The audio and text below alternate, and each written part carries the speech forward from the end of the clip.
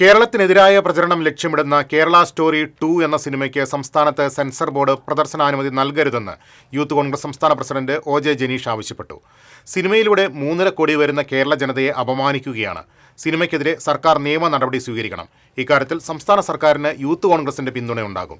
എന്നാൽ സിനിമ പ്രദർശനത്തിനെത്തിയാൽ തടഞ്ഞ് പ്രശ്നങ്ങൾ ഉണ്ടാക്കാനില്ലെന്നും ജനീഷ് തൃശൂരിൽ വ്യക്തമാക്കി.